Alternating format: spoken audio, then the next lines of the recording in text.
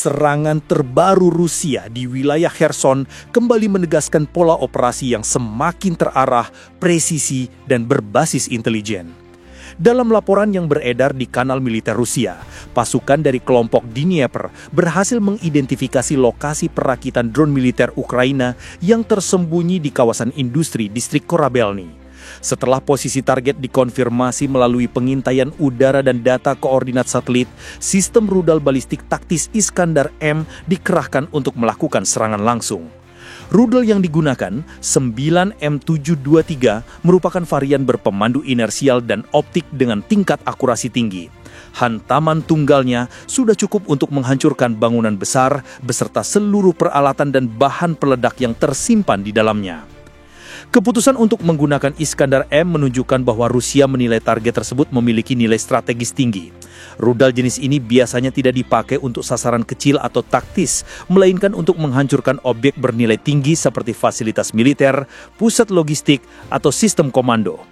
Dalam konteks ini, bengkel perakitan drone Ukraina di Kherson bukan sekedar tempat servis, melainkan bagian dari jaringan industri militer yang mendukung produksi UAV tempur. Dengan meningkatnya peran drone dalam konflik, dari pengintaian hingga serangan jarak jauh, Rusia melihat penghancuran fasilitas semacam ini sebagai langkah penting untuk memutus rantai produksi dan perawatan sistem UAV Ukraina.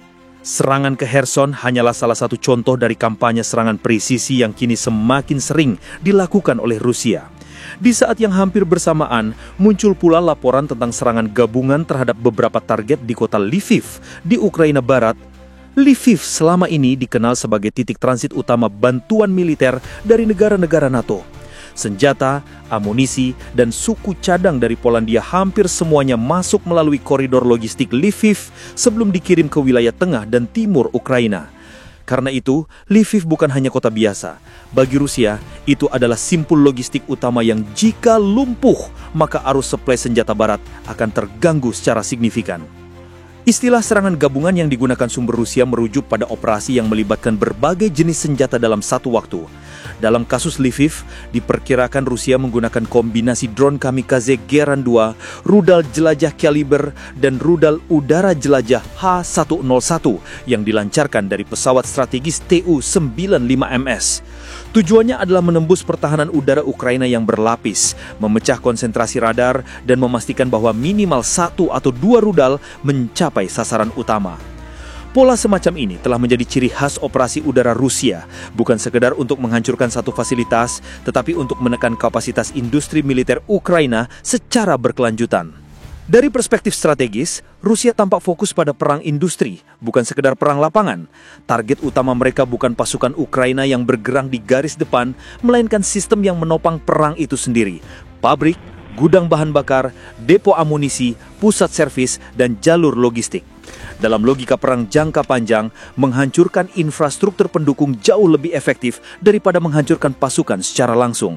Karena itu setiap rudal yang ditembakkan ke fasilitas militer Ukraina selalu diarahkan untuk menciptakan efek berantai.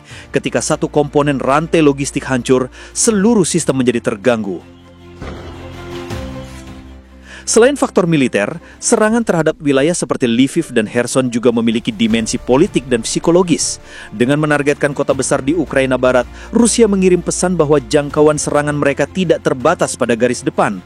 Lviv selama ini dianggap sebagai zona aman, tempat relokasi industri dan logistik Ukraina. Namun serangan berulang ke wilayah ini menunjukkan bahwa tidak ada wilayah yang benar-benar terlindung dari sistem serangan jarak jauh Rusia. Pesan tak langsungnya jelas, Rusia ingin menunjukkan bahwa keseimbangan kekuatan udara dan jarak tembak sepenuhnya berada di pihak mereka. Setelah operasi seperti ini, reaksi resmi dari Moskow selalu cepat dan konsisten. Kementerian Pertahanan Rusia biasanya mengeluarkan pernyataan singkat namun tegas, menyatakan bahwa semua target yang direncanakan berhasil dihancurkan dengan presisi tinggi. Mereka menegaskan bahwa semua sasaran adalah objek militer yang sah dan menyangkal tuduhan mengenai korban sipil. Dalam pandangan Rusia, fasilitas perakitan drone, gudang bahan bakar, dan pusat logistik senjata barat termasuk dalam kategori target sah karena memiliki kontribusi langsung terhadap operasi tempur Ukraina. Klaim ini digunakan untuk memperkuat legitimasi tindakan mereka di mata publik dalam negeri maupun komunitas internasional yang lebih netral.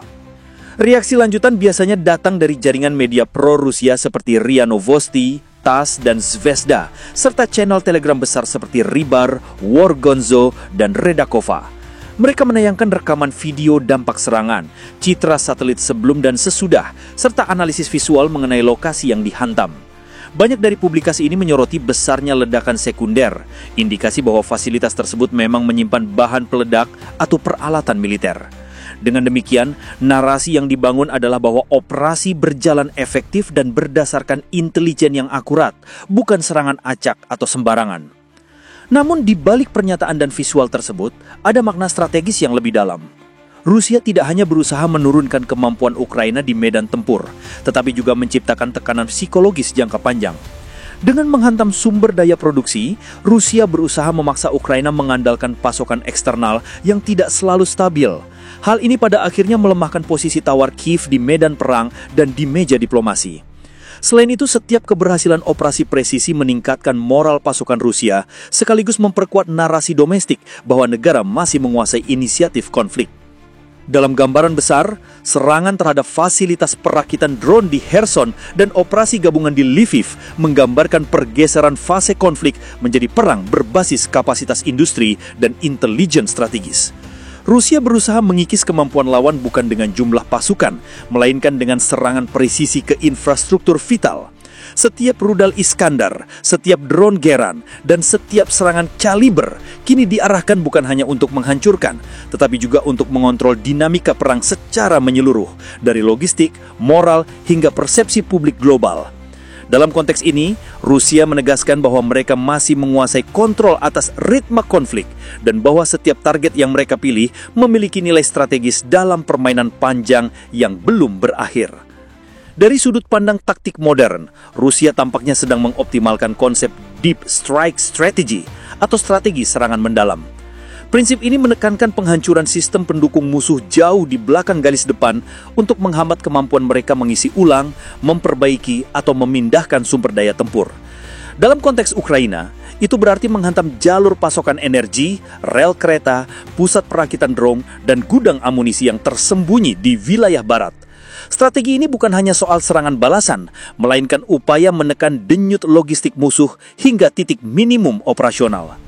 Penggunaan sistem seperti Iskandar M dan H101 juga menunjukkan bahwa Rusia mulai menjadi lebih selektif dalam pengalokasian senjata presisi tinggi. Alih-alih melancarkan serangan besar tanpa tujuan jelas, kini setiap operasi tampak berdasarkan data intelijen yang sudah diverifikasi. Hal ini menunjukkan adanya integrasi antara sistem pengintaian drone, satelit, dan unit intelijen elektronik. Rusia belajar dari fase awal konflik, di mana banyak serangan diarahkan ke target yang kurang relevan.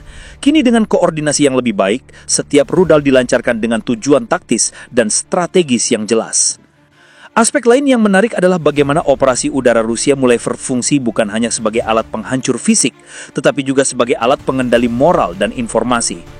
Setiap kali fasilitas Ukraina dihancurkan, saluran resmi Rusia merilis cuplikan video dan analisis cepat. Sementara akun militer pro-Rusia memperkuat pesan itu di ruang publik daring. Tujuannya bukan hanya untuk menunjukkan kekuatan, tetapi juga menciptakan persepsi bahwa pihak Rusia memiliki keunggulan intelijen yang signifikan. Dengan demikian, setiap serangan membawa dua efek, satu di dunia nyata dan satu lagi di medan informasi global. Di sisi lain, pola ini juga memperlihatkan bahwa Rusia tidak terburu-buru mengejar kemenangan total melalui pertempuran frontal. Fokus mereka kini lebih pada mengikis kemampuan tempur Ukraina secara perlahan tapi konsisten. Dengan menghancurkan sistem industri dan rantai pasok, Rusia berharap mencapai titik di mana Ukraina kehabisan kemampuan produksi dalam negeri dan bergantung sepenuhnya pada dukungan luar. Dalam jangka panjang, ketergantungan semacam itu dapat menjadi kelemahan strategis yang besar, terutama bila dukungan Barat mengalami kelelahan politik atau finansial. Secara geopolitik, setiap keberhasilan serangan Rusia juga berfungsi sebagai pesan kepada negara-negara NATO. Rusia ingin menegaskan bahwa semua fasilitas yang berperan dalam pengiriman senjata ke Ukraina dianggap target sah, terlepas dari lokasinya. Dengan serangan presisi di Lviv yang hanya berjarak beberapa ratus kilometer dari perbatasan Polandia, Rusia menunjukkan bahwa mereka mampu menjangkau target di dekat wilayah NATO tanpa perlu melintasi batas hukum internasional. Ini adalah demonstrasi jangkauan strategis dan kemampuan kontrol risiko yang menjadi sinyal politik tersendiri di tengah eskalasi regional. Dari sudut pandang psikologis, serangan semacam ini juga menimbulkan efek internal di Ukraina. Ketika wilayah barat yang selama ini dianggap aman mulai diserang, kepercayaan publik terhadap perlindungan udara dan sistem pertahanan nasional mulai tergerus. Di sisi militer, efeknya adalah meningkatnya kebutuhan akan redistribusi sistem pertahanan udara ke wilayah barat, yang secara tidak langsung mengurangi perlindungan di garis depan. Artinya, Rusia secara tidak langsung memaksa Ukraina memecah fokus dan sumber daya tanpa perlu melancarkan ofensif besar-besaran di darat.